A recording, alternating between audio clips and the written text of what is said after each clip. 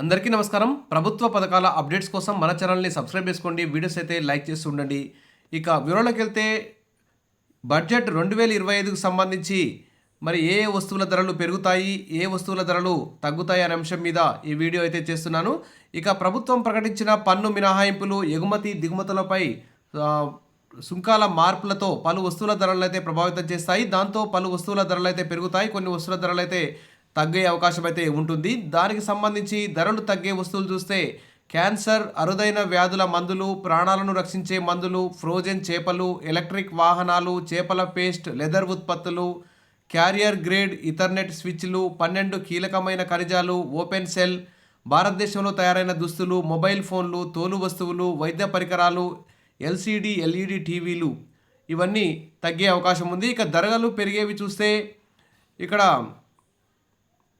ఇంకా ధరలు తగ్గే చూస్తే ఎలక్ట్రానిక్ ఉత్పత్తులు ఉపయోగించే ఓపెన్ సెల్స్, ఇతర పరికరాల బేసిక్ కస్టమ్ సుంకాన్ని 5% తగ్గించారు.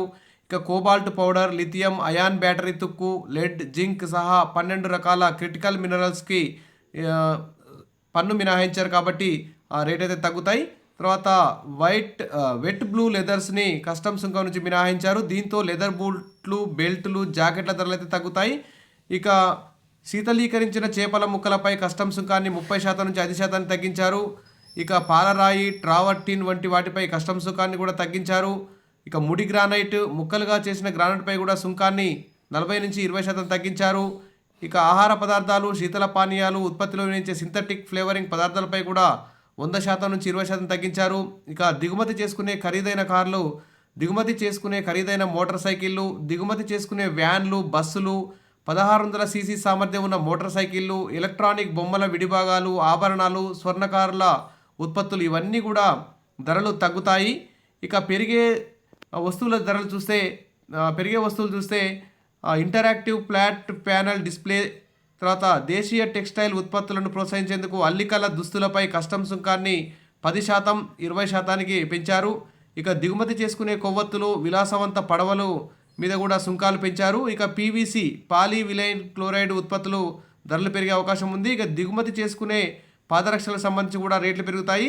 స్మార్ట్ మీటర్లు, సోలార్ బ్యాటరీలకు సంబంధించి కూడా రేట్లు అయితే పెరుగుతాయి. కాబట్టి సిగరెట్ల రేట్లు కూడా పెరుగుతాయి. కాబట్టి ఇవి ఈ బడ్జెట్లో ట్యాక్సులు తగ్గించడం, పెంచడం అనే అంశం ద్వారా కొన్ని వస్తువుల ధరలు తగ్గుతున్నాయి, కొన్ని వస్తువుల ధరలు పెరుగుతున్నాయి. ఏది ఏమైనా ప్రస్తుతం అయితే ద్రవ్యోల్బణం కారణంగా నిత్యావసర వస్తువుల సరుకుల ధరలు అయితే భారీ ఎత్తున పెరిగాయి. ఇక రైతులకు కూడా కనీస మద్దతు ధర లేదు.